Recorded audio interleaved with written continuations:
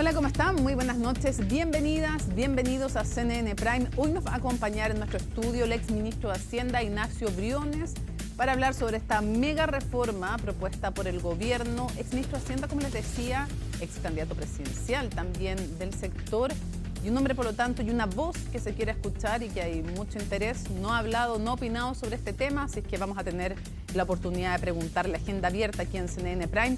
Un día que está pasando muchas cosas en estos momentos en el ámbito político también relacionados con esta mega reforma, y que comenzamos con estos titulares. La Comisión de Hacienda de la Cámara inició la revisión de las indicaciones al proyecto de reconstrucción nacional, pero las observaciones ingresadas por el gobierno provocaron un duro enfrentamiento político. Desde la oposición acusaron un supuesto fraude constitucional, asegurando que los cambios van a impedir debatir las propuestas impulsadas por el bloque. El presidente José Antonio Kast descartó una crisis al interior del Ministerio de Ciencia tras la renuncia del subsecretario Rafael Araoz, quien dejó el cargo por diferencias con la ministra Jimena Lincolao. La Secretaría de Estado negó una ola de desvinculaciones y atribuyó el quiebre a distintos estilos de trabajo. 7 profesores lesionados y 14 estudiantes detenidos desde una violenta pelea en el Liceo La Asunción de Talcahuano, en la región del Biobío. La Seremi de Educación condenó los hechos, mientras la Fiscalía instruyó diligencias a la BICRIM de la PDI para esclarecer responsabilidades. El Real Betis, dirigido por Manuel Pellegrini, aseguró su clasificación a la Champions League luego de vencer por 2-1 al Elche. El técnico chileno se mete nuevamente y pone al club andaluz nuevamente en el torneo europeo después de 21 años de ausencia. Todo esto y mucho más, aquí comienza CNN Prime.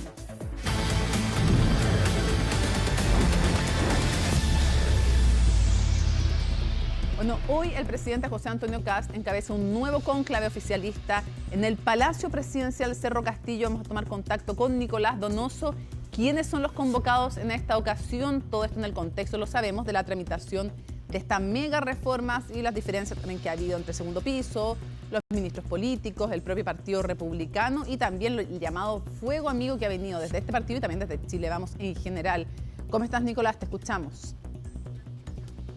¿Qué tal, Mónica? Buenas noches. Nuevamente en el Palacio Presidencial de Cerro Castillo, acá en la comuna de Viña del Mar, para lo que es un nuevo encuentro del cónclave entre el presidente de la República, José Antonio Kast, y en esta oportunidad con senadores oficialistas de las distintas bancadas que conforman no obviamente la coalición, pero sí la coordinación de partidos, pero así como también presidentes de dichas colectividades. Hemos ido viendo llegar sin ir más lejos, por ejemplo, al senador Matías Walker, también al senador Rojo Edwards, a Johannes Kaiser, el exdiputado y ex candidato presidencial, y también se espera la presencia, por ejemplo, del senador Arturo Esquella, de la senadora Andrea Valladares o también de la presidenta del Senado, Paulina Núñez, a 24 horas, donde de hecho en la jornada de ayer se desarrollaba las conversaciones del presidente, pero con la bancada de diputados del Partido Republicano, con los 31 parlamentarios, y en medio, como bien tú decías, de esta tramitación tumultuosa que ha sido la reforma de reconstrucción o de reactivación económica, que justamente en paralelo a esta reunión se sigue desarrollando en la Cámara de Diputados con las más de 1000 indicaciones y muchas de ellas ya prácticamente, como le hemos dicho, inadmisibles, a la espera de que se vote mañana hasta total despacho. Es relevante ese punto que se tramita también en paralelo, porque va a ser parte probablemente de la conversación que va a llevar a cabo con los senadores, porque eventualmente, si se sortea como proyecta el Ejecutivo con cierta holgura, la idea de legislar eventualmente el próximo martes en sala, va a tener que ser revisado luego del 1 de junio, bien digo, de la cuenta pública en el Senado, también en la Comisión de Hacienda, y allí la relevancia entonces de tener a todos coordinados eventualmente, porque las mayorías son quizá más frágiles, inclusive pese a lo que se puede esperar en el Senado, a pesar de 3-2 a favor que tiene en todo caso el oficialismo en dicha instancia. Pero también han habido otros galopazos y golpes, como por ejemplo pueden ser las diferencias que se han visto entre la coordinación del segundo piso y el rol del ministro del Interior, Claudio Alvarado, la salida del subsecretario de Ciencia durante la jornada de ayer, que se conoció, y lo decíamos, la forma en que se estaba tramitando este proyecto de mega reforma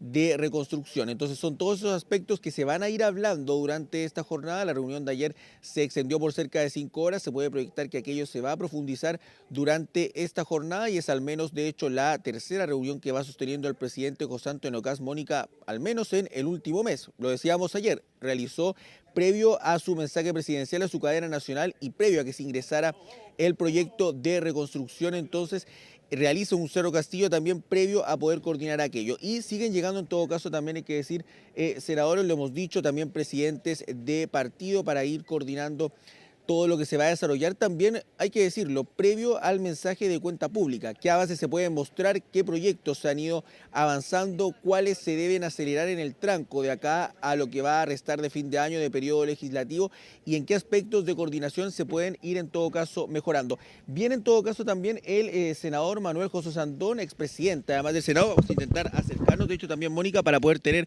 sus reacciones y expectativas respecto a esta reunión. Lo pasamos a escuchar.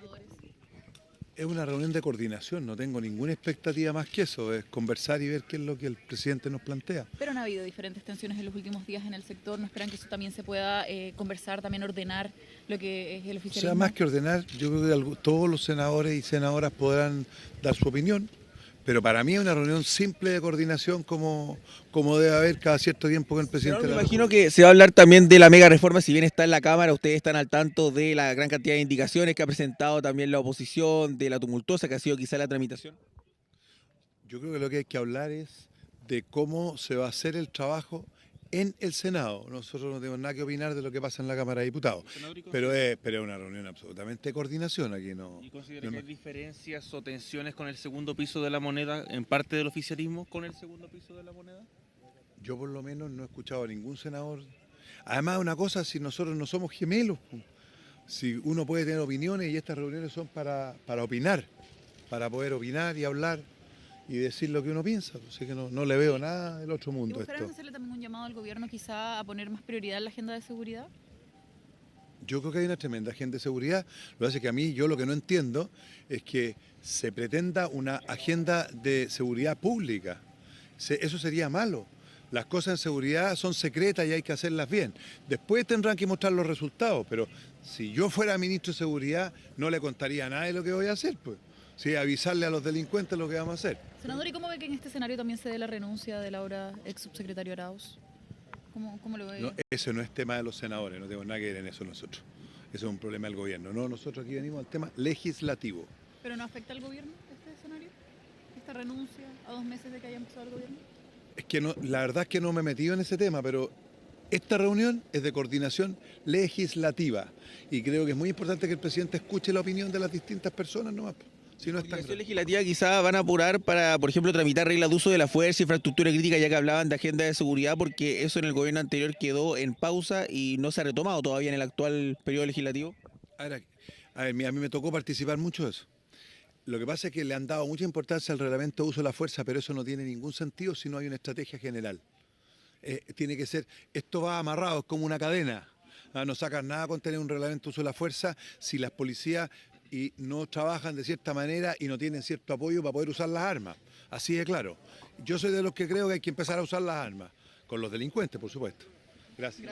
Ahí escuchábamos al senador de Renovación Nacional, Manuel José Sandón, además expresidente del Senado, Mónica, hablando de que era una reunión de coordinación, de dramatizando también las diferencias que se han ido viendo, por ejemplo, en el segundo piso, con la labor del ministro del Interior, Claudio Alvarado, con la salida del ex subsecretario de Ciencias y también hablando de las prioridades legislativas también en materia de seguridad y en materia de la reforma de reconstrucción, donde como todavía no ha llegado al Senado, él también señala que aquello debe ser competencia de momento de los diputados, al menos hasta el próximo 19 de mayo, donde se ponga ya en votación en general y en particular la reforma en la Cámara de Diputados. Sí, que sigue bien tenso y muchos se preguntan si esto, básicamente esta forma de trámite va a lograr después ser atemperada o un poco ralentada en el Senado y si se producen ahí algún tipo de acuerdo o no, o si esta tramitación va a dejar heridas importantes y más permanentes que hagan más difícil el diálogo. Vamos a estar muy atentos a este proceso y tú nos cuentas los resultados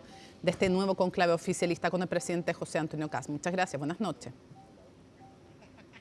Buenas noches, Mónica. Bueno, un comunicado del Club Deportivo Montevideo Dolmué contradice la versión del diputado Javier Olivares respecto a lo que él denomina agresión que habría sufrido el pasado fin de semana. La institución afirmó que el parlamentario no fue invitado y que el conflicto comenzó porque él le habría faltado el respeto a una de las asistentes y no por motivos políticos. 2 personas fueron formalizadas por este hecho, quedando con arraigo nacional y prohibición de acercarse al diputado. La nota es de Juan Cristóbal Cható. Pasan los días y en vez de esclarecerse, más se complica definir qué pasó. Versiones contradictorias siembran dudas sobre los motivos detrás de la agresión al diputado Javier Olivares, ocurrido el pasado fin de semana mientras asistía a la celebración del aniversario número 53 del Club Deportivo Montevideo de Olmué. El parlamentario del PDG denunció haber sufrido un golpe en el rostro sin mediar provocación alguna y entre consignas políticas a favor de la izquierda, situación por la cual presentó una querella y resultaron detenidos 2 hermanos de 37 y 39 años. Pagamos nuestra entrada, yo, mi jefa de gabinete y también uno de mis asesores, pagamos la entrada, hicimos una transferencia, posteriormente hacemos el ingreso hacia el lugar para saludar al presidente del club que se encontraba en una cocina y a las 12:05 aproximadamente ingreso a la pista, estoy dando un paso de baile y ahí viene un ataque por la espalda de una persona que finalmente luego terminamos obviamente identificando. ¿Hay videos que muestren toda la secuencia completa? Hay videos que demuestran la secuencia. ¿Están ya en poder de la Fiscalía? Están en poder de la Fiscalía. Sin embargo, la institución deportiva salió al paso de los dichos del parlamentario y puso sobre la mesa otra versión de los hechos. Según la declaración del club, el diputado habría llegado bajo los efectos del alcohol y sin haber sido invitado, y en un momento le habría faltado el respeto a una de las asistentes. Esto habría llevado a un confrontamiento entre el parlamentario y el esposo de esta persona, quien es un jugador del club. Pasó a llevar a la niña que estaba al lado de él bailando. Y entonces a la niña que estaba bailando a él le dice, córrete, hueona, algo así le dijo. Entonces el muchacho que estaba era su señora, fue y le dijo, ¿y qué te pasa? Y le echó la chucha. ¿Ya? Echó mano atrás y le pegó un combo. De ahí la señora de este muchacho pescó a su marido y se lo llevaba. Lo iba sacando del lugar. Cuando sale su asesor detrás del muchacho y sale él, y empezaron a pegarle afuera. También descartan desde el club que haya habido una motivación política detrás de la agresión. Dijo que esto había sido algo político.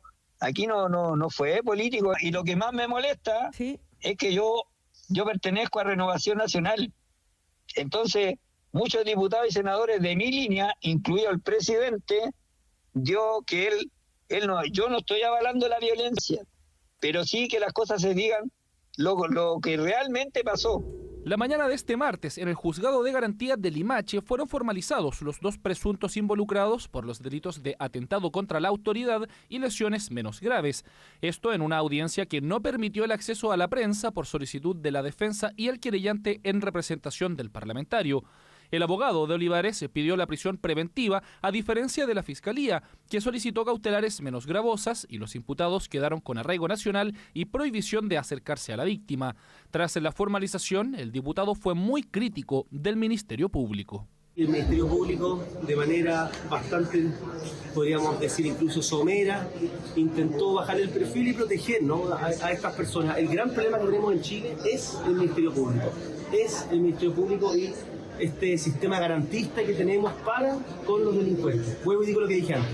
Hoy día vayan y péguenle a cualquier persona, total en este país no les va a pasar absolutamente nada. El parlamentario también anunció que presentará una querella contra el club por injurias y calumnias, ya que él declaró no consumir alcohol, cuestionando el relato de la institución deportiva. Seguimos avanzando. El índice de costos del transporte subió 11,3% durante abril, cifra que no se veía hace 16 años. ¿Cuánto podría afectar entonces la inflación? Lo vemos en el informe de Natalia Muñoz. Los impactos en el presupuesto a la hora de moverse en Chile no paran. Así lo reflejó el mes de abril, que tuvo un incremento de 2 dígitos en los índices de costos del transporte, aumento de 11,3% que no se veía desde el 2010. La causa, más que conocida, el alza histórica de las bencinas y el diésel. No nos sorprende, y lo que deben tener conciencia los transportistas es que este índice de costo del transporte está reflejando lo que venía con estos aumentos de precios y que ellos en consecuencia deben transparentarlo también con los generadores de carga, que son sus clientes, que son sus mandantes, de tal manera que se vayan produciendo los ajustes necesario. Ajustes en el precio de transporte que ya se están viendo los efectos de segunda vuelta, con el aumento en el precio de algunos alimentos y costos del transporte público en regiones. Hubo un compromiso por parte del ministro de Hacienda, hubo un compromiso por parte del ministro del Interior de decir que iban a hacer lo mismo que en Santiago, lo mismo que en la región metropolitana, que iban a ocupar la ley espejo y que tal como iba a haber congelamiento de tarifas para la región metropolitana, lo mismo pasaría en regiones, se iban a operar subsidios. Hasta la fecha, 2 meses después, no ha pasado nada. El congelamiento se produce siempre y cuando no reciban el subsidio que corresponde. Entonces, como no se ha recibido el subsidio, hoy día se está cobrando, ¿no es cierto?, lo que cuesta efectivamente el pasaje, lo que dijo el ministro Quirós, ¿no es cierto?, en relación al MEPCO. Se traspasó, en definitiva, el precio, ¿no es cierto?, aumento del combustible, del petróleo, a las personas. Parlamentarios de oposición acusaron que la medida anunciada por el Ejecutivo de congelar las tarifas de transporte público y rural no se ha aplicado en regiones. En algunas de ellas ya ha subido el pasaje más del 60% durante el mes de abril, como es el caso de las micros interurbanas en la región del Maule. Tenemos un diálogo permanente con los operadores de regiones, tanto de los sectores urbanos, de los perímetros de exclusión, como de los sectores rurales de las regiones. Han sido muy buenas conversaciones, el diálogo ha sido permanente, hemos ya inyectado una cantidad importante de recursos y estamos siempre disponibles para seguir conversando en pos de mejorar la calidad del servicio, darle sustentabilidad al sistema y proteger a aquellas familias que son más afectadas por el alza internacional del petróleo. Es que en regiones las alzas se transfieren de forma más directa a las personas y los expertos ya anticipan presiones inflacionarias en el transporte público, pero también en el transporte de bienes y el precio de los productos básicos. En regiones nosotros tenemos lo que se llama una ley espejo, pero esos son altamente descentralizados en regiones. Es decir, existen acuerdos mucho más de mercado que están subvencionados de manera central, pero en Santiago existe una lógica mucho más centralizada, existen mucho más regulación. Y eso no está conversado a nivel regional y por lo tanto cuando llega una instancia como esta donde quisiera existir una iniciativa de regular una tarifa, no existen los mecanismos. Distribución espacial de la actividad económica en Chile hace que las zonas extremas en particular obligatoriamente deban mover todos sus insumos con mayor intensidad de transporte que el nodo central del país. Bien, entonces al final del día ese efecto indirecto termina por hacer en términos relativos más caro el transporte fuera de Santiago. En el norte de nuestro país las bencinas superan los 1.700 pesos el litro, mientras que en el sur sobre los 1.800 pesos. Valores que presionan la inflación y que dejan a otros productos de la canasta básica a merced de si en una semana suben o bajan otra vez los combustibles. Una violenta pelea ocurrió en el Liceo La Asunción de Talcahuano, en la región del Biobío, en la que varios estudiantes y docentes quedaron heridos. De acuerdo a lo comunicado por las autoridades del establecimiento, la riña se produjo durante el recreo y en ella se enfrentaron un grupo de estudiantes de cuarto medio tras un partido de fútbol. Por el hecho, 2 docentes y 5 paradocentes quedaron heridos. Además, de acuerdo a la información policial, 14 estudiantes fueron detenidos, 4 de ellos mayores de edad. Una vez que nosotros tomamos conocimiento de estos hechos, nos comunicamos inmediatamente con el director del establecimiento, quien nos informó que efectivamente estos hechos habían ocurrido. Lo primero por parte nuestra fue constatar el bienestar de toda la comunidad educativa y luego verificar el procedimiento que corresponde, que es la activación del protocolo de maltrato en este caso. Coordinamos inmediatamente con la Superintendencia de Educación, quien ya ingresó una denuncia por oficio. Los hechos ocurridos el día de hoy en el Liceo La Asunción de Talcahuano no es lo que estimamos debe suceder en nuestras comunidades educativas. Esperamos que estos hechos se investiguen, se sancione también a quienes son responsables de su ejecución, pero también refrendamos nuestro compromiso permanente a seguir acompañando a las comunidades educativas en la resolución de conflictos que se van a dar, que se van a ocasionar, pero hay formas y medios apropiados para que estos conflictos se resuelvan. Una serie de fallas en escaleras mecánicas y ascensores del Metro de Santiago han generado evidentemente molestia en los usuarios. En total son 50 los equipos que no están operativos, en algunos casos superando hasta los 50 días en mal estado, algo que complica especialmente a los usuarios con movilidad reducida. Sebastián Riz con el informe. Es el sistema de transporte predilecto para muchos capitalinos. En promedio, por los andenes del Metro de Santiago circulan casi 2 millones de pasajeros al día. Estaciones que van desde Maipú hasta Las Condes y que durante estas semanas lamentablemente han generado un dolor de cabeza para muchos usuarios. Las continuas fallas de las escaleras mecánicas y los ascensores tuvieron su pic durante el mes de abril. Durante el último tiempo ha habido un aumento de fallas, especialmente durante el mes de abril. El sistema monitorea 946 dispositivos casi en tiempo real. Estamos hablando de escaleras y ascensores. Hay 458 escaleras y 488 ascensores. Si sumamos los ascensores y las escaleras mecánicas dañadas, el panorama no es muy alentador. En total son 50 los equipos que hoy se encuentran fuera de operación, varios de ellos por más de 55 días. Situación que en algunos casos obliga a algunos pasajeros a pedir ayuda. Ese es el caso de Luis y Hans. La verdad que merece el colmo con lo que uno cancela, digamos, que el servicio no esté como corresponde. Justo ahora que andaba con tengo un tema de inflamación de un tumor cerebral, entonces me cuesta coordinar el pie izquierdo. Y hay muchas menos escalas mecánicas y a las horas normales no funciona. Tengo artrosis a la rodilla y a las caderas. Y aparte me sacaron las dos uñas de los dedos gordos. O sea, sí he tenido que hacerlo igual, firmándome con una y con la otra. Hasta que llego, me muero un siglo, sí.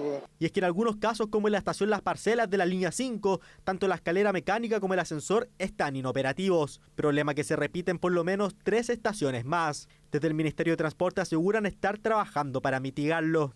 El metro no ha presentado ningún tipo de falla en las frecuencias, son interrupciones habituales que han ocurrido desde siempre. Hay un problema con algunas escaleras mecánicas y la nueva administración de metro, el nuevo directorio que acaba de asumir hace un par de semanas atrás, tiene conciencia absoluta de la importancia que representa el metro de Santiago. Va a asumir con absoluta responsabilidad y sentido de urgencia todos estos requerimientos en materia de infraestructura y esperamos que a la brevedad posible se recupere y se normalicen aquellos aspectos dispositivos que mejoran la calidad de experiencia de los viajeros. Si comenzamos a desglosar los números, encontramos que la línea 5 es la que presenta más fallas con un 40% del total de los equipos inoperativos. Destacando estaciones como Monte Tabor con una escalera mecánica en mal estado hace 56 días o un ascensor en la estación Laguna Sur inoperativo hace 24 días. Aunque lo llamativo es que la línea 3, una de las más modernas del sistema, es la tercera línea con más fallas en los equipos. Uno pensaría de que los que tienen más fallas son las líneas más antiguas, porque tienen dispositivos más viejos. Pero en la práctica son las líneas más nuevas las que tienen más fallas. La línea 3, que es del año 2019, tiene más fallas que la línea 2, que es del año 1979.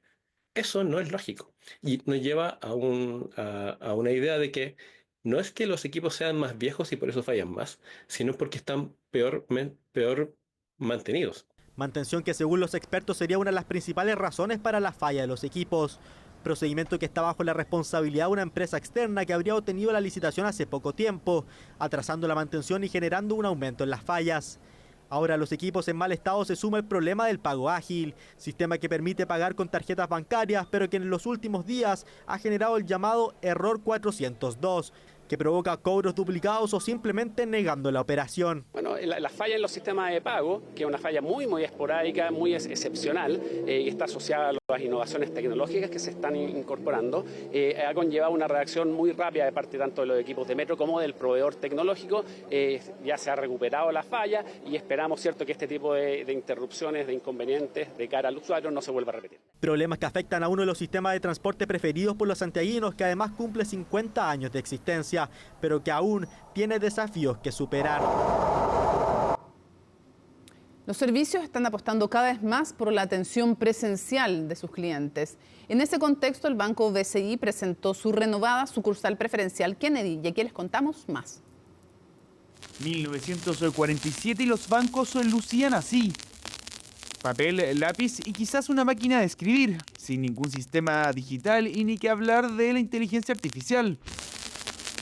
Y 80 años después, las cosas lucen diferente. Como la nueva sucursal preferencial de BCI en Avenida Kennedy, un establecimiento renovado y con un fuerte componente tecnológico, pero sin perder el servicio personalizado de sus clientes.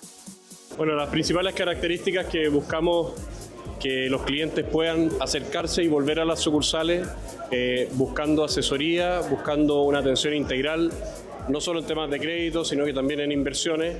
Queremos poner a disposición de nuestros clientes este espacio. Vamos a hacer charlas periódicamente de inversiones, de economía, de temas de interés para nuestros clientes. Tienen a disposición salas de reuniones que se pueden reunir no solo con los asesores, sino que también entre ellos pueden organizar las reuniones. Y es que iniciativas como la del Banco BCI apuntan justamente a combinar ambos mundos. En concreto, se trata de una inversión cercana a los 70 millones de dólares para transformar su red de sucursales a nivel nacional. Pero la sucursal también tiene pantallas para que los clientes puedan aprender de dónde se encuentran los distintos servicios en la web y los ejecutivos les pueden enseñar tanto en la atención digital como lo que pueden hacer en la atención física. Una propuesta integral que incluye asesorías personalizadas con soluciones financieras y de inversión. Cuenta además con espacios de reunión y también para charlas sobre mercados y contingencia, buscando entregar la mejor información al momento de invertir. Todo en uno de los barrios comerciales más importantes de Santiago, iniciativa que es valorada por sus clientes. Estoy de cercanía esencial con alguien que te escuche, te mira y ves unas reacciones que es distinto por teléfono o virtual. Cuando ya no, la cosa virtual, inteligente, pesada, a uno ya le cuesta. Este giro soluciones son ideales. Es muy bueno, porque la cercanía es súper importante. Es demasiado importante como uno, que hablas con él por teléfono o con ella por teléfono, con nuestra ejecutiva, y sabes con quién le estás hablando. Modelo innovador que trae lo mejor de dos mundos y que BCI seguirá replicando en distintas partes de nuestro país. Pausa y al regreso aquí en CNN Prime, el exministro de Hacienda, Ignacio Briones.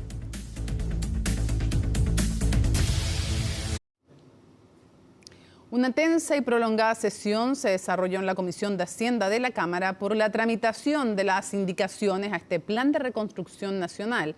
Diputados opositores arremetieron contra la conducción del presidente de la instancia e incluso una parlamentaria presentó una reserva constitucional por el actuar del Ejecutivo. Colomba Eichholz nos cuenta.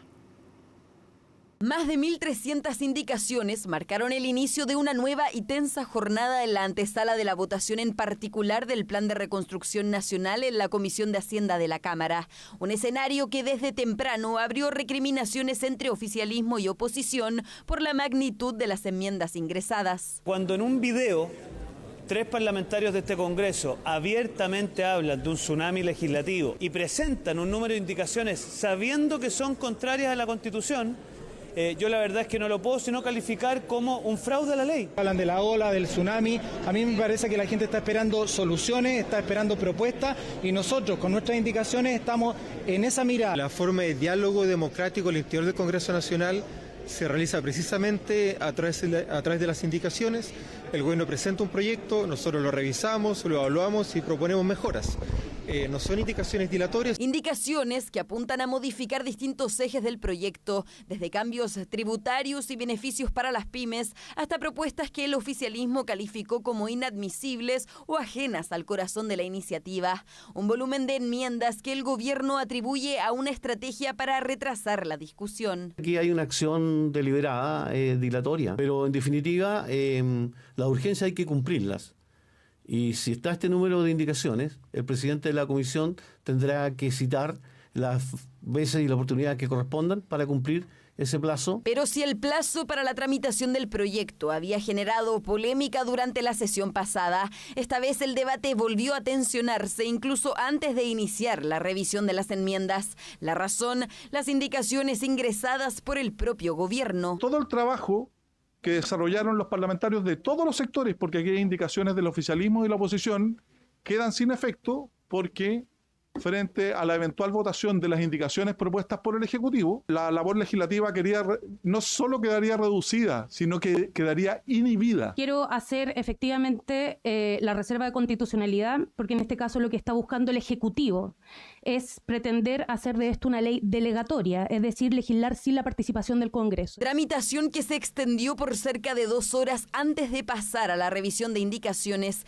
en parte por la conducción que el presidente de la instancia, el republicano Agustín Romero, buscó imprimirle al debate para cumplir con los plazos fijados por el gobierno. Yo me voy a comportar exactamente igual como lo hice el jueves pasado. Les voy a leer el artículo para que nadie se lo olvide. En el caso de no estar despachado el proyecto al término de la última sesión que celebra la comisión en el día del vencimiento del plazo, deberá, declararse cerrado el debate y procederse a la votación hasta total despacho. La urgencia fue ingresada, o renovada más bien, el día 5. ¿Cuántos días le corresponde a la Comisión de Hacienda? 12 días. Por lo tanto, ¿cuándo podría usted poner en votación sin discusión? Es el 18. Gracias, diputada Llomas. Le quiero recordar que hay un acuerdo de comité que me obliga a entregar este proyecto a otras 2 comisiones. Por lo tanto, ese plazo que me habría encantado haberlo tenido y que hubiéramos alargado la conversación a la medianoche del día de mañana, procederemos a votar uno por uno sin discusión. Efectivamente hay indicaciones que son inadmisibles, hay otras indicaciones que habrá que debatir la admisibilidad, pero lo que no puede ocurrir es lo que usted está haciendo, presidente. Inhibir la discusión. Discusión que, pese a los reparos, definió agrupar las indicaciones inadmisibles por artículo para votarlas en conjunto, dando luego espacio a sus autores para fundamentarlas. Superada esa etapa, se pasará a revisar las enmiendas ingresadas por el gobierno, las que podrían dejar fuera varias de las propuestas de los diputados. Bueno, lo habíamos anunciado. Ignacio Briones, exministro de Hacienda, gracias por acompañarnos en CNN Prime. Hola Mónica, gracias por la invitación. Sí, pues hay harta gente que quiere escuchar su opinión respecto de este proyecto ya presentado y ya conocido por la ciudadanía, pero antes quiero preguntarle por lo que veíamos en la nota. Entre tsunami de indicaciones, la polémica por este video en que el diputado Araya hablaba del tsunami, pero ya producido en el Parlamento, el gobierno queriendo legislar rápido, acusando a la oposición falta de debate democrático, desde el gobierno diciendo estoy cumpliendo los plazos, dice Romero también. ¿Cómo se ve esto? Como el día de la marmota, ¿no? Como de vu, lo hemos visto esto antes, hace mucho rato. La política chilena es lamentable. Yo creo que tanto el tsunami de indicaciones, que no es otra cosa que una maniobra dilatoria, más encima por la naturaleza de este proyecto, la inmensa mayoría de esas indicaciones son inconstitucionales porque tienen que ver con impuestos y roban gastos. Entonces eso es mala política nomás, es mala política y ojalá haya los espacios de debatir un proyecto importante, muy importante. Yo creo que es muy valioso en los aspectos pro crecimiento para Chile. Y porque es importante, tiene que tener una discusión en su mérito, ojalá bien técnica, ojalá no ideologizada ni con maniobras dilatorias. Y tenemos 2 cámaras y probablemente esta historia sea parecida a lo que hemos visto en administraciones anteriores, donde la gran discusión de fondo va a ocurrir en el Senado. Yo espero que sea con altura de mira, pensando en el bien de Chile, con un proyecto que tiene elementos muy, muy valiosos para salir del estancamiento en que estamos un buen rato. Y que ya vamos a analizar, pero a usted le tocó como ministro de Hacienda también llevar adelante distintos proyectos. Uno de estas características que por el propio gobierno, pero también por la oposición, unos alabándolo, otros criticándolo, califican como extremadamente importante. ¿Es buena idea discutirlo con suma urgencia, aunque sea la Cámara de Diputadas y Diputados y se sepa que después viene el Senado? ¿Pero no es mejor darle más tiempo al debate? A ver, primero está dentro de las atribuciones sí, claro, no, y de las potestades constitucionales y como se decía en la nota, habrá que recordar que una es la discusión de Hacienda, pero hay 2 comisiones más donde se va a discutir esto en la Cámara. Y la verdad es que esto no tiene nada demasiado nuevo. O sea, esto lo hemos visto en varios proyectos sustantivos. Recuerda tú la reforma previsional. A mí con el presidente Piñera me tocó lograr un acuerdo en la Cámara en ese entonces, que se trancó completamente en el Senado. Y en la administración del presidente Boric ocurrió algo parecido. Y finalmente se logró un muy buen acuerdo, creo yo, que legitimó y amplió la capitalización individual al final. Entonces, yo creo que calmitiza. Estos son dimes y diretes, la política del día a día, la pelea y el combo, lo que estamos acostumbrados. El día de la marmota es lamentable. Yo espero que una vez más en el Senado haya una discusión más de fondo, con altura de miras, pensando que este es un proyecto muy relevante para Chile. Analicemos su opinión respecto de este proyecto. Primero, una definición general, después vamos a entrar con... Hay varios temas, invariabilidad, rebaja de impuestos, pero en términos generales, ¿es un buen o un mal proyecto? Si usted fuera parlamentario, al menos la idea de legislar, ¿la vota a favor? Totalmente a favor. Totalmente a favor. Yo creo que es importante para que las personas que nos escuchan entiendan. Se ha llamado la mega reforma, en fin. Es un proyecto que yo separaría en 2 partes. Una parte que son medidas pro crecimiento, que a su vez se dividen también en 2 partes, rebajas tributarias, podemos discutirlas en detalle, y todo lo que es seguir avanzando en materia de permisos, en particular permisos ambientales, para dar certeza, para cortar los plazos, manteniendo los estándares de protección que queremos. Yo creo que eso es muy saludable, muy bienvenido y donde existe relativo consenso. medidas pro crecimiento. Y luego hay una serie de cuestiones que no tienen nada que ver con crecimiento, que tienen que ver con aspectos recaudatorios. Ahí está el impuesto sustitutivo de la herencia, la repatriación de capitales, la exención transitoria del IVA.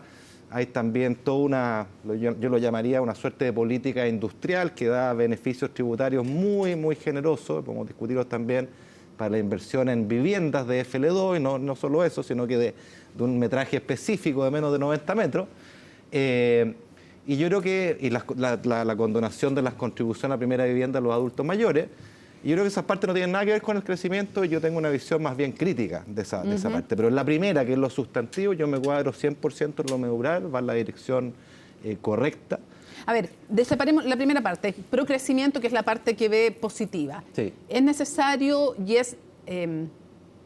es factible rebajar de 27 a 23 el impuesto a las empresas en el actual contexto económico, y va a tener un efecto importante en el crecimiento.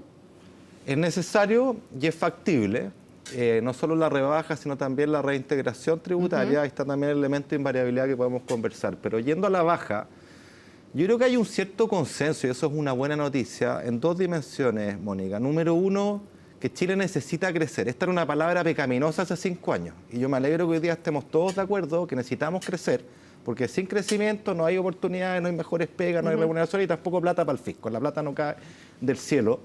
Y yo creo que eso es bien fundamental. Hay un acuerdo también, y te invito a pensar en el gobierno del presidente Boric, hubo una propuesta de rebaja del impuesto de primera categoría. Pero con compensaciones. Y voy a ese punto. Y apareció también una propuesta a los centros de estudio de izquierda, que también están de acuerdo con la rebaja de impuestos de primera categoría. Entonces yo creo que eso tenemos acuerdo y una buena noticia. Y no se está bajando al 15 ni al 20, sino que al 23 de forma gradual. Ahora, eso merma ingresos fiscales con certeza. Sí, o sea, eso sí o sí se va a perder, digamos. Está en el informe financiero, o sea, esto genera mayor inversión, lo dijimos en la Comisión Marfan, sí. Esa mayor inversión genera mayor crecimiento, también. Ese mayor crecimiento genera mayor recaudación fiscal, también. Pero esa mayor recaudación fiscal, el punto es que no alcanza a compensar la rebaja. ¿Ya? Ahí tenemos un tema. Entonces, esta rebaja tributaria que parece haber consenso, no en la forma en que se haga, pero que la rebaja se haga. Sí. El crecimiento que genera no compensa los tributos que dejas de percibir por esa rebaja. Entonces la pregunta es, ¿cómo debiera hacerse desde su perspectiva, evidentemente, esta rebaja a las empresas? Bueno, eso primero que nada lo recoge el propio gobierno en el informe financiero, es muy transparente. Sí, dice que es deficitario. ¿Ya? Claro. Entonces este proyecto es deficitario en un escenario, en cualquier escenario deficitario hasta el 2031. Sí, en el más optimista o el más pesimista siempre es deficitario. Hasta el 2031 el informe financiero un déficit promedio adicional asociado al proyecto 0,3 puntos del PIB, que son un poco más de $1.000 millones anuales. ¿Ya? En un escenario con crecimiento, esto después se aumenta y se compensa.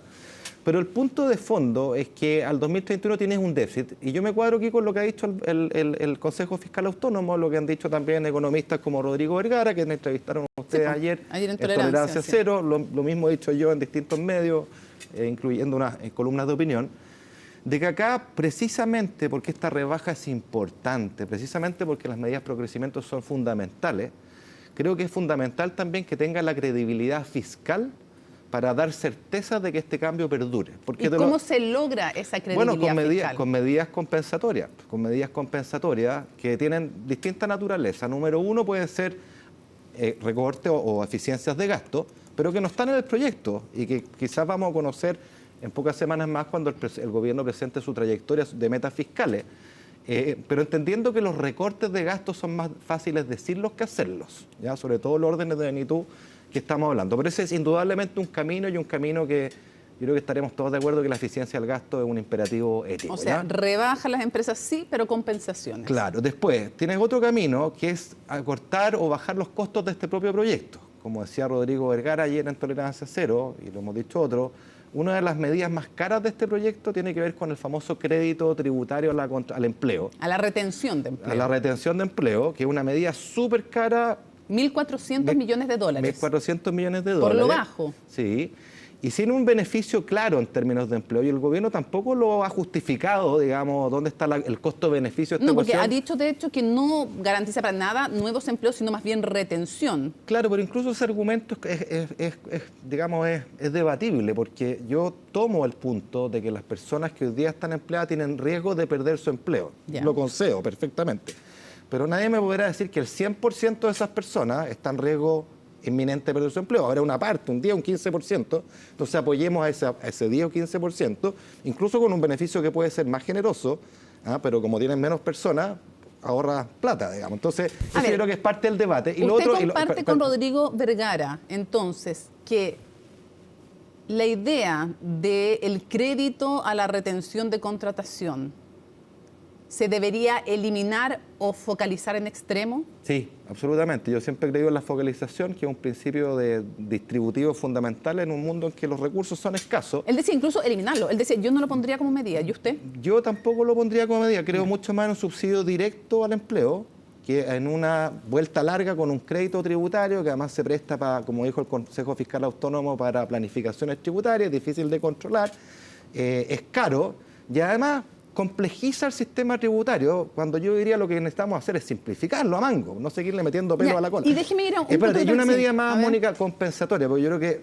acá importa este punto. Ahí bajaría el costo de este proyecto, si se elimina eso. Importa este punto es re importante. A ver, pongámonos el papel de un empresario, grande, mediano, quien sea. Dice, me van a bajar los impuestos, y con esto voy a invertir más. Ese es el norte del proyecto. Pero ¿qué pasa si yo como empresario digo, chuta, pero hay un riesgo que esta cuestión sea deficitaria mañana? Y como es deficitaria, bueno, el gobierno que siga va a retrotraer la medida y por lo tanto anticipando ese riesgo, la verdad es que no tiene impacto en la mayor inversión o crecimiento que yo creo que no voy a invertir más. Entonces es mucho mejor dar una garantía de que este proyecto está fiscalmente robusto a todo evento, por así decirlo.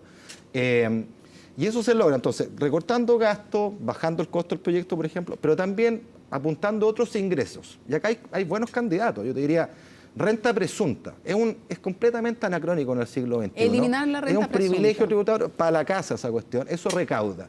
Te doy otra. El impuesto al diésel, que es un cuarto del de las bencinas, no tiene ninguna razón de ser económica. Gravemos los males, que tienen una justificación económica, y además recauda, hagámoslo gradual. Le van a decir que va a ser inflacionario porque muchas de las cosas que se producen están ligadas al diésel. No, porque tú lo haces gradual y además en materia productiva lo estás haciendo para bajar un costo empresarial por la vía del impuesto corporativo. Entonces, se compensa. Más que se compensa. Después tienes la impuesto. O sea, chao al diésel y chao a la renta presunta. No digo chao.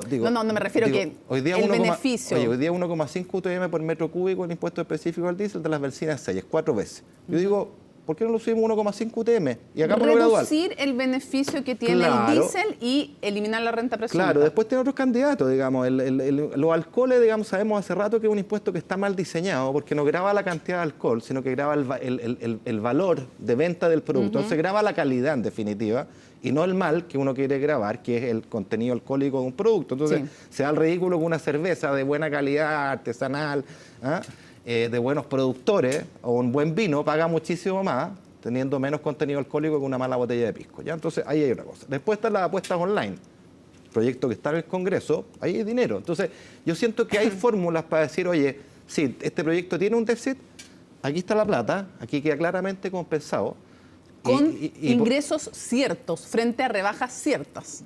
Claro, con ingresos ciertos o con recortes de gasto, eficiencias de gasto, que también puede ser, o disminuyendo el costo del proyecto. Pero en cualquier caso, dar certeza de que esto es financiado es muy importante porque le entrega la certeza al inversionista de que, esto va a perdurar. Y la otra cosa... O sea, el no déficit o el atenuar una eventual desbalance entre lo que dejas de recaudar y lo que vas a recaudar es una medida, de alguna manera, cree usted, pro crecimiento en el sentido que le da certezas al inversionista de que no se va a cambiar esto después. Por supuesto, pues hoy día tenemos otro gran consenso que están todos preocupados de la sostenibilidad fiscal. Yo me alegro, porque ayer parece que no era tan así, pero yo me alegro que sea así. Entonces hagámoslo carne y digamos, dejemos inequívocamente financiado o robustecido este proyecto en lo fiscal, entregamos la certeza a los inversionistas. ¿Y cómo entiende usted que el gobierno no esté entregando esa sostenibilidad fiscal y esté dispuesto? Este es un debate que está comenzando, yo estimo que está recién comenzando, y es, digamos, es un esfuerzo que tampoco estamos hablando de órdenes de magnitud que hay que juntar 2 puntos del PIB, no,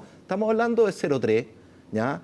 pero da una señal inequívoca y además tranquiliza a los mercados, porque los mercados cuando son capaces de anticipar que acá hay riesgos de déficit mañana, bueno, si se traspasa la prima de riesgo de un país y a la tasa de interés que afecta a toda la economía. Entonces esto también va en el sentido contrario a la reactivación. Entonces yo siento que estamos cerca de poder hacer un esfuerzo para dejar inequívocamente bien blindado fiscalmente este proyecto, y eso es progresimiento a su vez. ¿Usted a qué llamaría en definitiva, en simple, al ministro Quirós?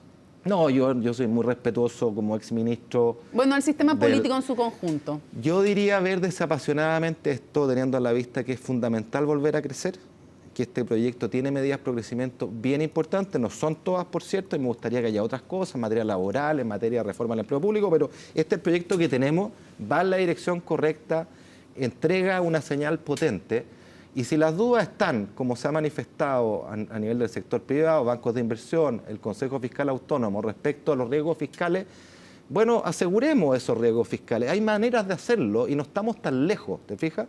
Yo creo que ese es el punto. Un par de preguntas de temas más específicos.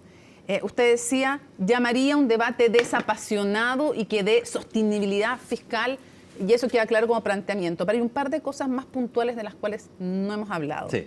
Contribuciones. Se plantea en este proyecto ahora cómo está eliminar las contribuciones a la primera vivienda para todas aquellas personas mayores de 65 años, independiente de la cantidad de viviendas que tengan, del flujo que tengan de ingresos y de todo, para todos, parejo. ¿Qué le parece a usted? A mí siempre me ha parecido una mala medida. Es una medida populista y de campaña. Más que populista, una promesa de campaña, diría yo. Regresiva, decía Rodrigo Vergara. Es totalmente regresiva, por supuesto, porque, a ver, para que tengamos números en la cabeza, ¿ya? En Chile el 50% de las contribuciones de propiedades habitacionales están concentradas, la recaudación está concentrada en el 2% de viviendas de mayor valor. Y el 2% de viviendas de mayor valor son propiedades de valor comercial de 10.000 UF. ¿Ya? O sea, hay gente que piensa que una casa de 10.000 UF es una casa de la clase media. No es así. ¿Ya? Si usted compra una casa de 10.000 UF con crédito hipotecario, básicamente tiene que tener un ingreso de 8 millones de pesos mensuales. Para poder comprar. ¿Ya? Y eso lo sitúa usted en el 1% mayor ingreso. Entonces, estamos de acuerdo en el diagnóstico. El diagnóstico que dice el proyecto de ley, mira, no puede ser que una persona, porque su casa subió de valor y no puede pagar las contribuciones, se tenga que ir de su casa, dado que no puede vender una parte de la casa. ¿Ya? Entonces, si ese es el problema, vamos al problema de fondo, y hay soluciones mucho mejores que vender el sofá de Donoto. Esto es vender el sofá de Donoto, porque tengo el problema, eliminamos las contribuciones para todos, incluyendo a ti y a mí, que pagamos hartas contribuciones, pero que creo que corresponde que las paguemos. Estamos en ese 1% de mayor valor de propiedades y de ingresos. Entonces, ¿cuál es la solución ante ese problema? Si a ti el argumento es, mira, yo compré mi casa y subió de valor en el tiempo porque se valorizó, etcétera, eso es una buena noticia desde un sentido económico, porque tu activo más preciado, ¿sí? La plusvalía, eres más rico. Pero el problema es que mis ingresos no subieron a la par, entonces no tengo plata para pagar las contribuciones. Tengo un problema de liquidez. Si el problema es de liquidez, solucionemos el problema de liquidez en el origen. ¿Y cuál es el problema? La solución para el problema de liquidez en el origen no es vender el sofá de Donoto, insisto, es, por ejemplo, decir, ¿sabe qué? Vamos a fijar un máximo de su ingreso que usted paga en contribuciones. Póngale el número que quiera. 2% de mi sueldo es el máximo que puedo pagar en contribuciones. Y cualquier diferencia que quede, bueno, se anota y se paga cuando la propiedad se venda o se traspasa, donde ya no tengo ese problema de liquidez, porque la vendí y tengo un flujo, yo o mi heredero, a ese respecto. Eso soluciona el problema en su origen. Uno lo podría expandir más allá de los adultos mayores. Porque si no, estoy dejando de recaudar para cosas importantes, beneficiando a un 1%, al 1%, en ese sentido sí más rico, de mayores ingresos. Voy a ese punto, pero sígueme la lógica. O sea, si el problema es de liquidez, vamos al problema de liquidez. Monto máximo del sueldo, cualquier diferencia cuando se venda la propiedad, ¿no? Y eso, digamos, se puede extender más allá de los adultos mayores. O sea, alguien que se queda sin pega y que tiene que pagar contribuciones, ¿va a tener que deshacerse de su casa? Por favor, no.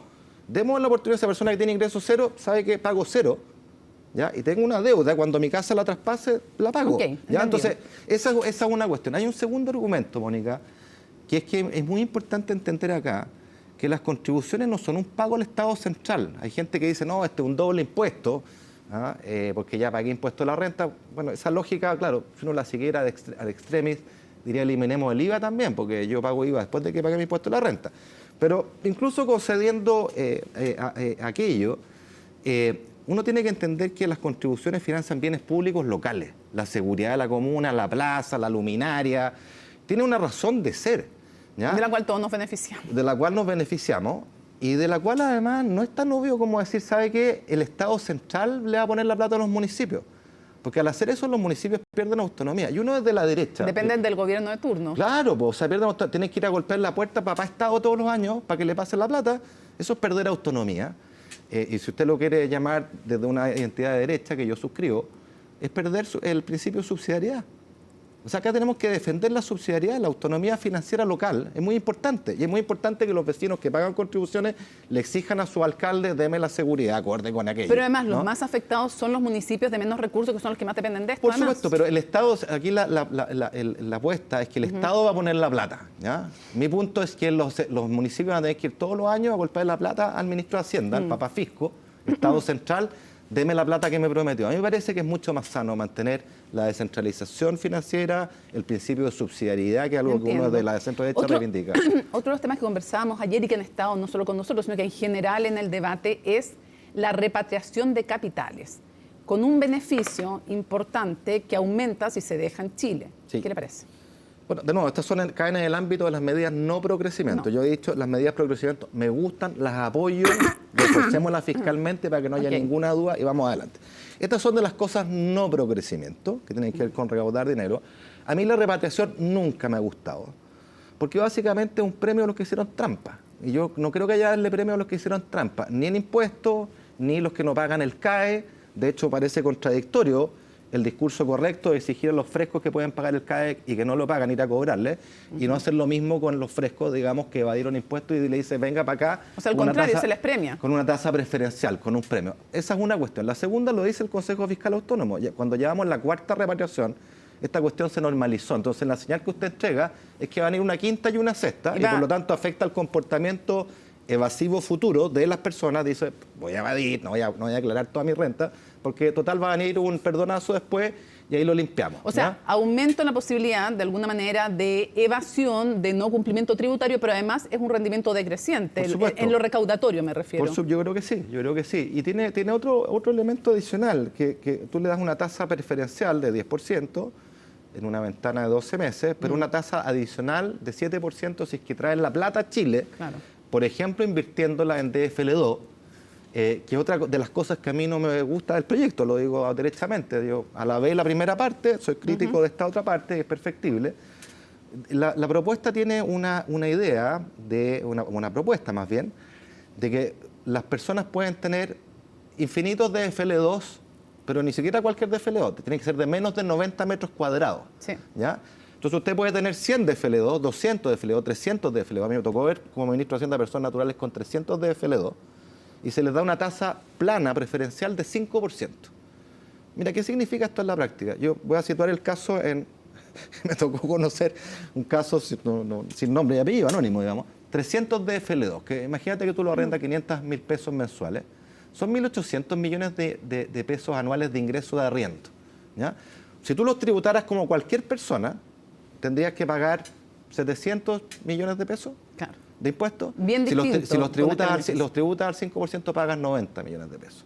O sea, si eso no es distorsionar la inversión, si eso no es algo parecido a una política industrial en que el Estado dice, mire, si usted invierte, no son los que traen la plata de afuera, sino que cualquier chileno, usted invierte en este sector específico, inmobiliario, casas de 90 metros cuadrados o menos, yo le doy todos estos premios. Bueno, el gobierno dice es que en realidad la parte de la construcción y todo eso tiene mucho valor agregado, muchos trabajos, y entonces por eso estamos tratando de estoy dándole el argumento al gobierno, del ministro Quirós, por eso estamos dando este énfasis. No, pero es que hay que creer en el mercado, pues yo creo en el mercado, no que el Estado dirija a dónde hay que invertir. Esto es una dirección de a dónde invertir con un premio muy suculento, donde te acabo de decir un ejemplo donde tú pagas 7 veces menos de impuestos que los que debieras pagar.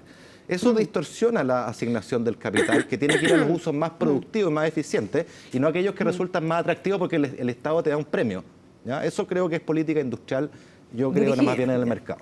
Un par de cosas también que hay dudas. La Corte Suprema, porque se ha hablado del Consejo Fiscal Autónomo, del Fondo Monetario Internacional, que están más o menos en la línea de lo que usted mismo está diciendo, Pero también la Corte Suprema hizo una aprehensión, hizo varias, sí, algunas más importantes que otras, y hay una que no es menor, y es esta idea de que si se concede un permiso y luego se revoca, todo esto en el ámbito, tiene que ver con monumentos, tiene que ver con temas ambientales, pero un permiso que luego en otra etapa se revoca, el fisco devuelve lo que ha gastado esa empresa.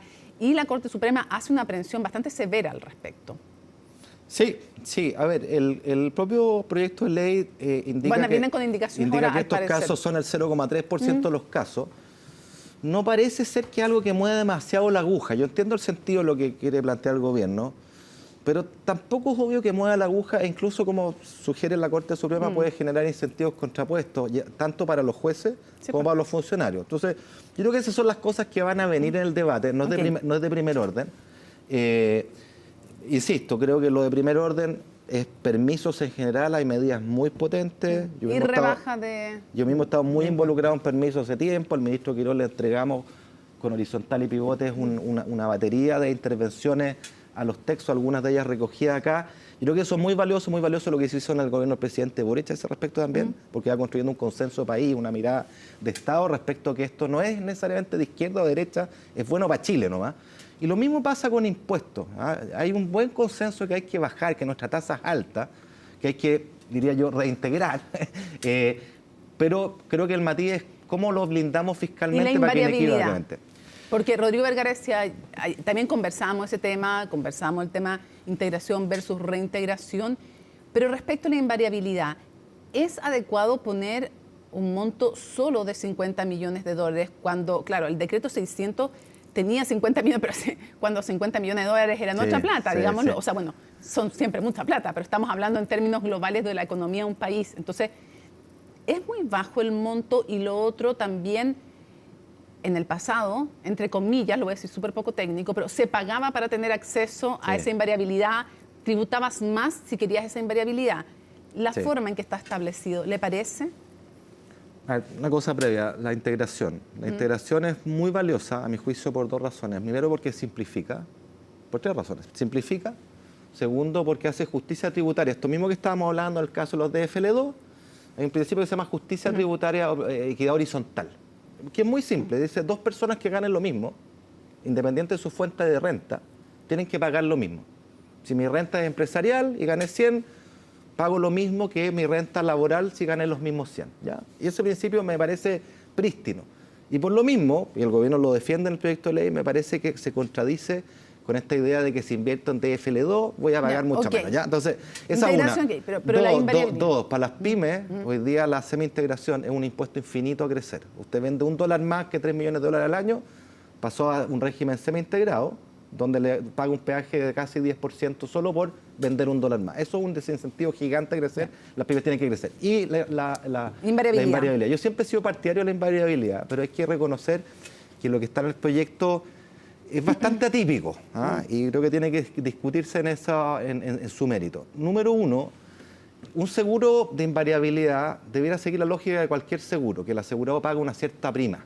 ¿Ya? O sea, pagar más si quiero tener acceso a la invariabilidad. Claro, entonces en el pasado, por ejemplo, el DL600, que era para extranjeros, la tasa estándar era 35, pero si yo quería invariabilidad pagaba 42. ¿Ya? Yo no digo que haya que hacer esas proporciones, pero que haya una tributación mayor si quiero tener acceso a la invariabilidad. Claro, hoy día es una opción gratuita, en el fondo, porque te dice, usted firma el contrato de invariabilidad, rige la tasa corporativa que tenemos hoy, y si mañana baja, baja.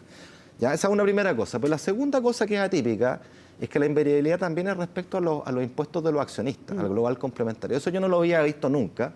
Y de hecho me llama un poquito la atención porque siempre el argumento acá ha sido la tasa que importa para la inversión es la de las empresas. No la de las personas. Porque tenemos que fijar la de las personas. Entonces, yo creo que en esa... demasiado, como escuchaba a un académico, pero una cosa más informal, que decía, está demasiado generosa esta invariabilidad.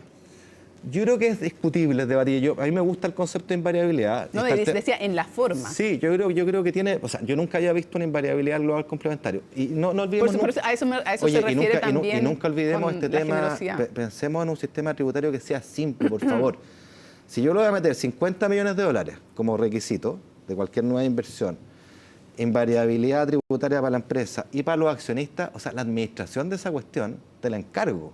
O sea, ¿cómo llevas la contabilidad de que yo soy accionista en esta empresa y en esta otra, pero en esta la empresa hizo un proyecto de más de 50 millones. Y en otro de menos. Es una locura. Entonces, yo creo que... ¿A quién o en calidad de qué a esa persona, en qué momento se le ofrece invariabilidad respecto de qué? Pero antes que se nos acabe el tiempo. Sí.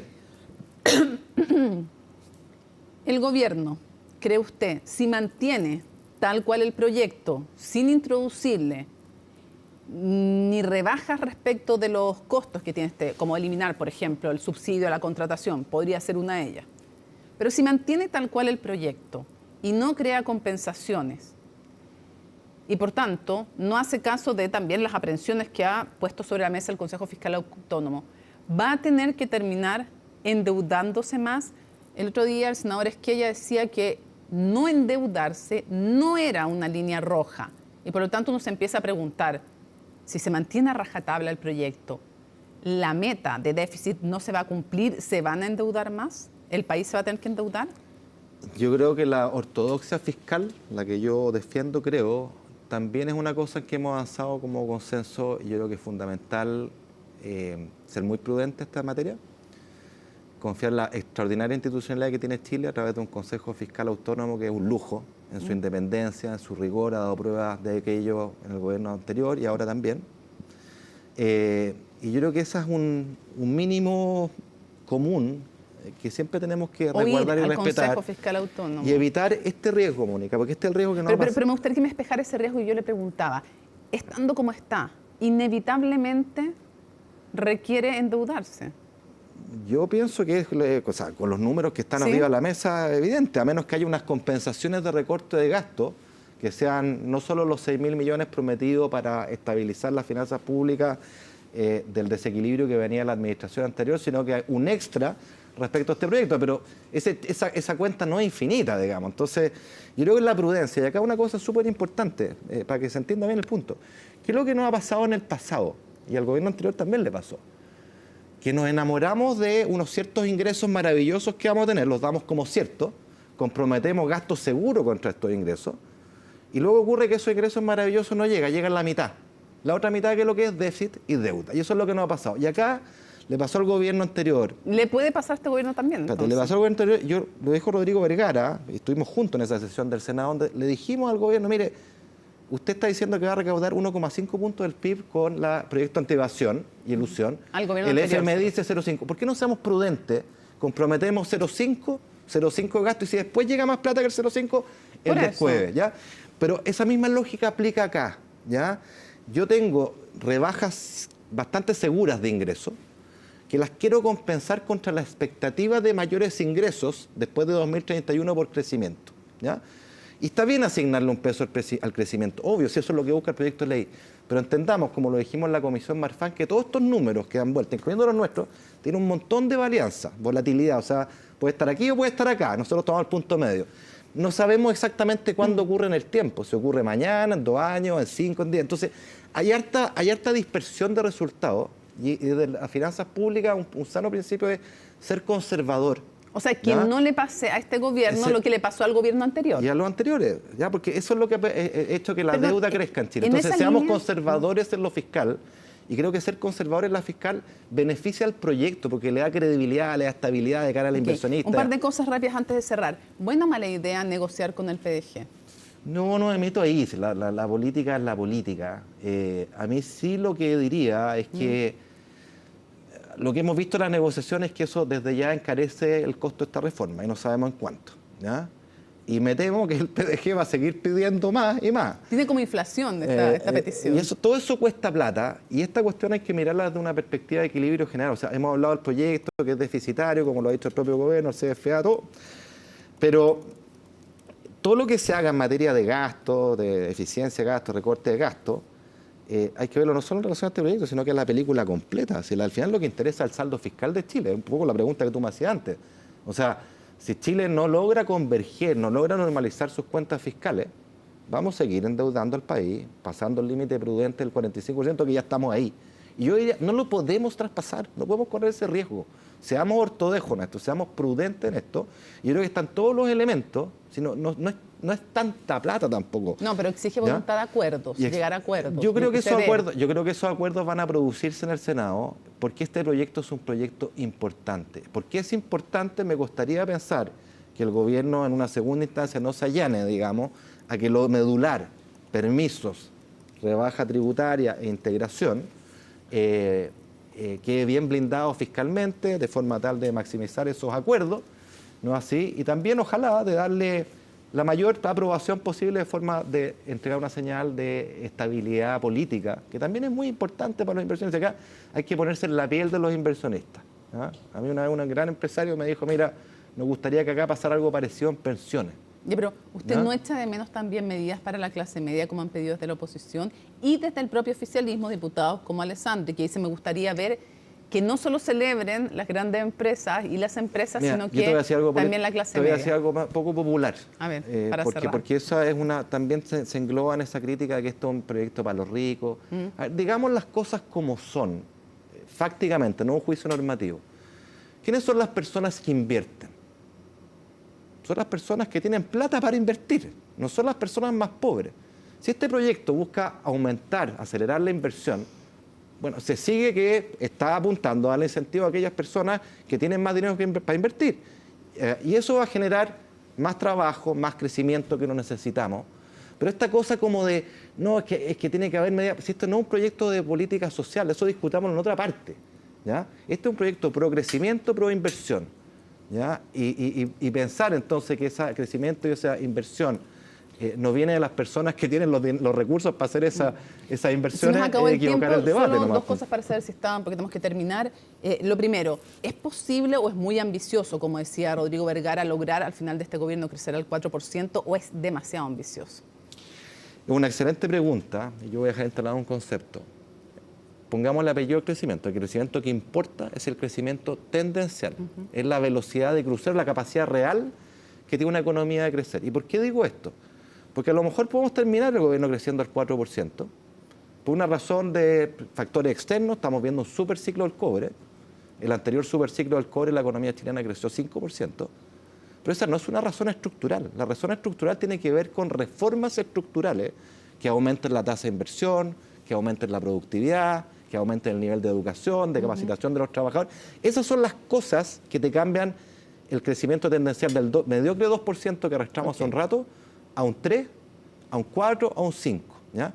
Y son todas reformas pelúas, largas, difíciles, de largo aliento, que no se plasman en 4 años pasar del 2 al 4. ¿Ya? Entonces, yo hago esta separación porque a lo mejor vamos a ver números buenos más adelante, porque tenemos un super ciclo inversional del cobre, eso arrastra toda la economía, lo hemos visto en el pasado, pero lo que hay que mirar es reformas estructurales. Sí. O sea, acá hay que seguir yendo al gimnasio, no porque nos esté llegando un montón de plata de cobre, nos vemos súper bonitos, podemos permitir que nos piropeen sin ir al gimnasio. Acá hay que seguir yendo al gimnasio y hay que reforzar la ida al gimnasio porque estos ciclos bajan, se acaban y después la economía tiene que seguir y tiene que seguir en base a factores reales. Me imagino que sigue pensando que es imposible en 18 meses ahorrar o recortar 6.000 millones de dólares sin tocar el gasto social. Mire, yo le creo al presidente Kast cuando dice que no van a tocar el gasto social y por lo tanto por eso mismo creo que es muy difícil ese recorte en 18 meses. De hecho, el test ha sido el siguiente, Mónica. Vamos a tener 2 test ácidos. Este año el gobierno comprometió a recortar 4.000 millones de dólares, 3.000 más los 800 que venían del gobierno anterior. El test ácido es que si el presupuesto de este año era 100, si se cumplió aquello, la ejecución de gasto a final de este año tiene que ser 96. ¿Estamos? Eso más o menos es. Vamos a ver si eso es así. Yo me atinca que vamos a estar más cerca del 100 y a lo mejor el gobierno va a tener buenas razones para decir, mira, yo hice un esfuerzo de recorte y no lo dudo, lo ha mostrado en el Congreso, pero me salieron gastos por otros lados. Pero bueno, gobernar siempre aparecen gastos por otros lados. Entonces, ahí está la dificultad de los recortes. Y lo segundo, el segundo test ácido es el presupuesto de la Nación, que es el primer presupuesto del presidente Kast y del ministro Quirós. Si el recorte de los 6.000 va y sigue firme, bueno, deberíamos observar en ese presupuesto una caída del orden del 6-7% real respecto al presupuesto anterior. Veremos si eso ocurre. Ignacio Briones, muchísimas gracias por hacer todo este completo análisis desde su perspectiva de este proyecto de reconstrucción y reactivación nacional. Muchísimas gracias. Buenas noches. Chao. Bueno, luego de no responder durante la mañana de hoy, la ministra de Ciencia, Jimena Lincolao, abordó la renuncia del subsecretario Rafael Arauz y además descartó que exista un plan de despidos al interior de su cartera, una salida del gobierno que marca la primera dimisión de una alta autoridad y por la que fue consultado el presidente Kast. La nota de Francisca Cárdenas. Estamos acá terminando el evento de Iniciativa Futuro Copeca Bonis. 2 meses duró en su cargo el ahora ex subsecretario de Ciencia Rafael Arauz, quien comunicó su renuncia el lunes por la tarde tras diferencias con la ministra Jimena Lincolao y una supuesta petición de la secretaria de Estado para que él concretara más de 40 despidos. Una situación que la autoridad, al iniciar sus actividades este martes, no quiso abordar. Se habla de desvinculaciones, ministra. ¿Es verdad que habían diferencias, ministra? El ex subsecretario es especialista en medicina interna, infectólogo y magíster de la Universidad de Harvard, cercano a Chile Vamos, pero sin militancia. Tuvo notoriedad en el segundo gobierno del expresidente Sebastián Piñera en medio de la pandemia como jefe de epidemiología. El mandatario José Antonio Kast también evitó abordar la polémica. La renuncia del subsecretario Arauz, ¿hay preocupación reciente? No, está todo caminando muy bien. Y justamente esta salida se da tras la renuncia de casi una veintena de seremis en lo que va de gobierno. La razón, falta de experiencia o polémicas en redes sociales. A esto se suman las críticas que recibió el presidente Kast al cuestionar el gasto en estudios científicos, señalando que a veces se invierten millones para una investigación que termina en un libro empastado en una biblioteca. Este es un gobierno que desprecia a la ciencia. Este es un gobierno que siente rechazo por la academia. Este es un gobierno que siente que gastar plata en ciencia, en investigación, es votarla. Llama poderosamente la atención el hecho de que justamente en el momento más crítico en la Comisión de Ciencia, la discusión de la IA, la discusión de la neurociencia también, se baje del escenario alguien que es técnicamente alguien muy bien preparado. El lunes por la tarde, la ex autoridad habría ido a despedirse de los funcionarios de la subsecretaría. La ministra Lincolao habría pedido a Arauz firmar las desvinculaciones, a lo que él se habría negado. Una solicitud que ella hizo antes de irse de gira a Estados Unidos, junto al canciller, pero que al volver se retomó. Más tarde, la secretaria de Estado descartó que exista un plan de despidos. Hay números de personas desvinculadas, eso no es real. Lo que ocurrió acá era que son 2 estilos diferentes de trabajo. El investigador Rafael Arauz viene de la academia y yo vengo del mundo de la investigación, claro, de la innovación, de la tecnología.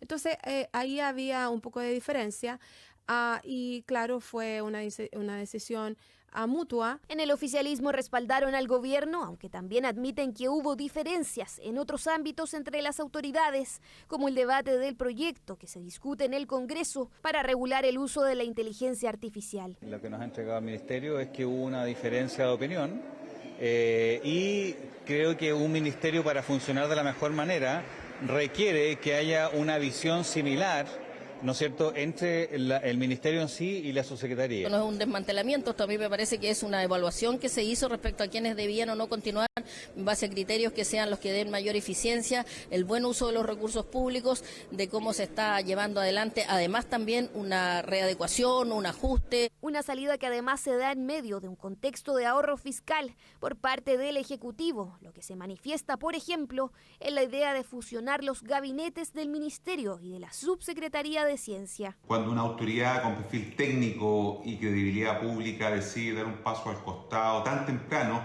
el costo no es solo administrativo, también es político y comunicacional.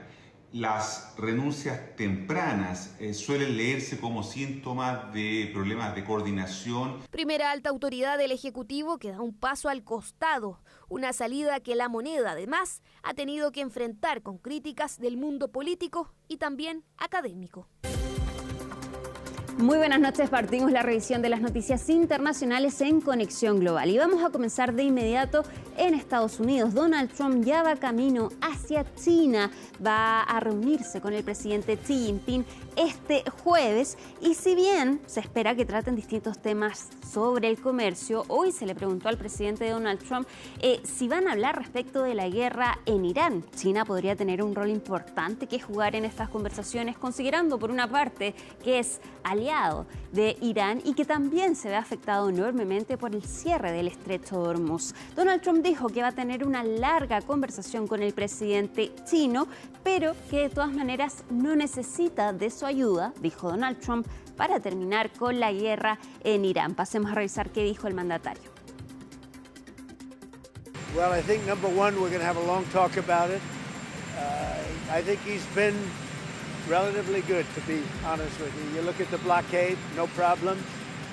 They get a lot of their oil from that area. We've had no problem, and he's been a friend of mine. He's been somebody that we get along with, and I think you're going to see that good things are going to happen. This is going to be a very exciting trip. A lot of good things are going to happen. Do you think he needs to intervene at all with the Iranians? I don't Do you think he does, can help no. in any way? No, I don't think we need any help with Iran. We'll win it one way or the other. Bueno, la última vez que Donald Trump viajó a China fue en 2017. La relación entre China y Estados Unidos es bastante interesante y la vamos a analizar mañana en Conexión Global Prime. Vamos a cambiar de tema y nos vamos ahora al Reino Unido. Keir Starmer se niega a renunciar a pesar de la presión desde su partido después de los resultados de las últimas elecciones municipales, donde su partido, el Laborismo, perdió 1.300 concejales. ¿Qué ha pasado ahora y qué dicen desde su colectividad? Lo vemos en el informe de Laura Soto. It has been the greatest honor of my life to serve our country as Prime Minister. So I am today announcing that I will resign as leader of the Conservative and Unionist Party. In only a couple of hours, I will be in Balmoral to see Her Majesty the Queen. And the torch will finally be passed to a new Conservative leader. I have therefore spoken to His Majesty the King to notify him that I am resigning. I will shortly be seeing His Majesty the King to offer my resignation as Prime Minister. En 14 años de gobiernos conservadores en Reino Unido, diversas crisis obligaron a sus líderes a dar un paso al costado. El triunfo del Brexit en las urnas, el entrampamiento en las negociaciones, escándalos de diverso calibre, un choque económico y finalmente la derrota electoral frente a los laboristas. Son aquellos años de turbulencia política los que el actual mandatario británico cita para justificar su permanencia en el poder, pese a los crecientes llamados desde su mismo sector para que presente su dimisión. Asumo la responsabilidad de no haber dado la espalda, de no haber sumido a nuestro país en el caos como hicieron los conservadores una y otra vez. Un caos que causó un daño duradero a este país. A un gobierno laborista nunca se le perdonaría que volviera a infligirle eso a nuestro país. Su llamado a la estabilidad de este lunes no surtió efecto. Más diputados laboristas se unieron al pedido de renuncia. Hasta el momento se contabilizan más de 80 que han adoptado esa posición. El punto de quiebre fue el desastre electoral de los comicios locales de la semana pasada, en los que el laborismo perdió más de 1.500 concejales en toda Inglaterra y municipios clave frente al partido de derecha populista Reform UK y la izquierda de los Verdes. Pero creo que, en general, lo que ha ocurrido es un cambio verdaderamente histórico en la política británica. Estamos demostrando de forma contundente que podemos ganar en zonas que el Partido Laborista ha dominado, francamente, desde el final de la Primera Guerra Mundial. Keir Starmer defendió nuevamente su liderazgo este martes en la tradicional reunión de gabinete semanal. Según reportó The Guardian, el primer ministro argumentó que todavía no se ha abierto un proceso a nivel de partido para sacarlo del poder. Tras el encuentro, varios secretarios de Estado le dieron su respaldo. Debemos poner el país por delante del partido. El único que se beneficia de que el Partido Laborista se ensimisme de esta manera es la derecha populista. Keir Starmer fue elegido hace poco menos de 2 años con un mandato del pueblo británico para 5 años. Tiene todo mi apoyo y lo que les digo a mis colegas es, miren, demos un paso atrás, respiremos hondo. Este mismo martes también se publicó una carta firmada por más de 100 diputados laboristas que apoyan la continuidad de Starmer en el poder para evitar el caos. Sin embargo, eso no evitó una rebelión al interior de su gobierno. 4 altos cargos presentaron sus renuncias tras la reunión de gabinete, poniendo aún más en entredicho la autoridad de Starmer. Así y todo, todavía no existe un candidato oficial que se haya postulado para sucederlo.